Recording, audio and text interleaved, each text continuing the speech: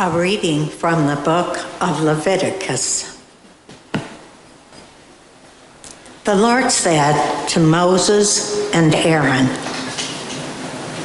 "If someone on his skin, a scab or a pustule or blotch, which appears to be the sore of leprosy, he shall be brought to Aaron, the priest, or to one of the priests among his descendants.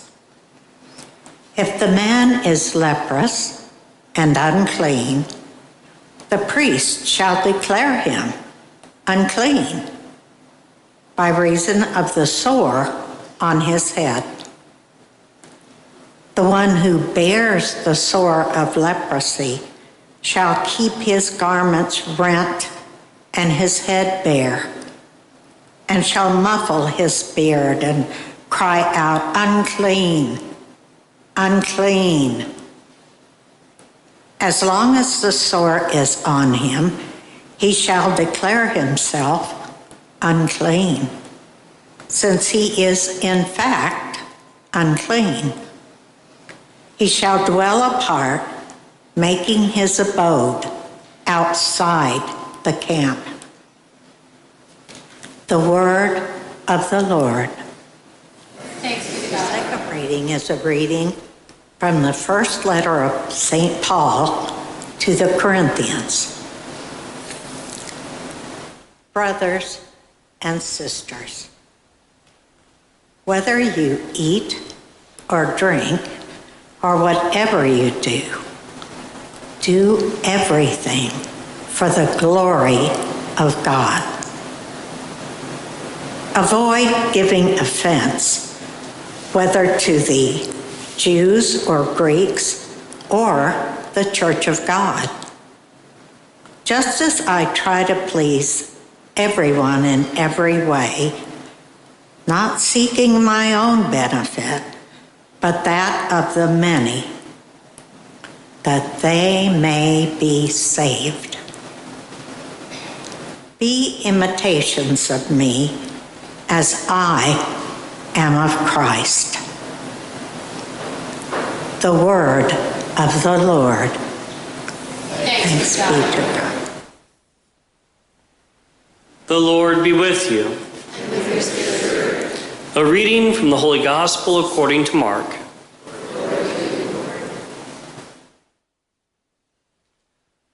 A leper came to Jesus and kneeling down begged him and said, "If you wish, you can make me clean."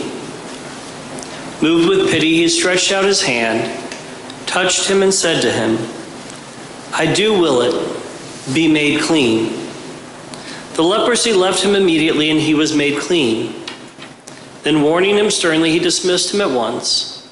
He said to him, "See that you tell no one anything, but go show yourself to the priest and offer for your cleansing what Moses prescribed. That will be proof for them."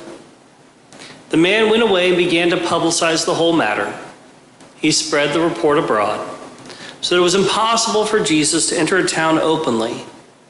He remained outside in deserted places, and people kept coming to him from everywhere. The Gospel of the Lord. Praise to you, Lord Jesus Christ.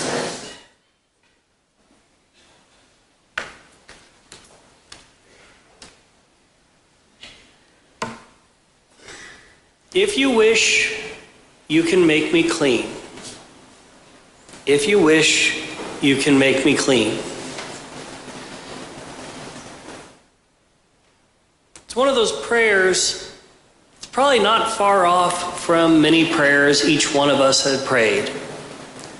Lord, I know you can do this. Lord, I know you can do this. And I kind of wonder how many people came to Jesus who he didn't heal. How many people came to Jesus that he didn't heal? Obviously, the gospel writers aren't going to write about those. One, it was expensive to write anything back then. Two, it didn't become very noteworthy. But how many people came to Jesus that he didn't heal? and why. There were countless people who were sick in Israel in Jesus' day and time. He didn't heal all of them. He healed people in this town and then that town. He didn't hit every single town. And after he left, people got sick after he left. Well, why didn't he come while they were sick? How many people did Jesus not heal? It's part of really praying that we really say, not my will, but yours. It's probably one of the harder parts of Our Father. Thy kingdom come, thy will be done. When we're praying that, many of us are praying, thy kingdom come, my will be done. But really, to be Christian is to be like Christ. To pray as Christ did. Father, if this cup may pass from me, let it pass. How many times do we really pray, Lord, let me be okay with your will? Whatever is going to happen in my life, Lord, let me be okay with your will, not mine. Christ prayed to the Father, let this cup pass from me, but not my will, but yours be done. What was the answer Jesus got from the Father?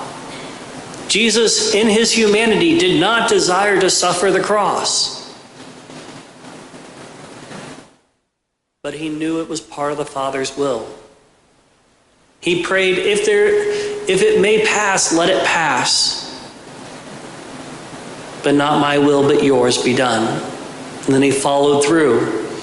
If this is where God is leading me, if this is where the Father is leading me, he went forward in that way.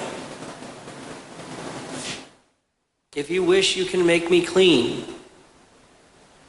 To this man, Jesus said, I do will it be made clean. There is nothing impossible for God. But one of the hardest things as Christians to accept is my will and God's may not be the same. My will may not align with God from time to time. And being able to say, Lord, let me be okay with that. Lord, let me be okay with whatever you bring into my life. I can tell you that there are many times that I have had what are sometimes referred to as unanswered prayers. And there's a beautiful country song out there, Unanswered Prayers, and it talks about how God knows what he's doing, even if it seems to us like he's not listening. As a good friend of mine likes to say, God only gives 3 answers to a prayer: yes, no, and wait. Most of us are we're really okay with the yes. If God says yes to our prayers, we're really good with that. The wait, we can handle. We can handle God saying, not right now, but it's going to happen. When God says no, it's probably the hardest part of our faith. But that's one of those things that if we truly believe that God is God and he knows what he's doing, we have to be okay with that. We have to be able to say, Lord, I don't understand, but I believe.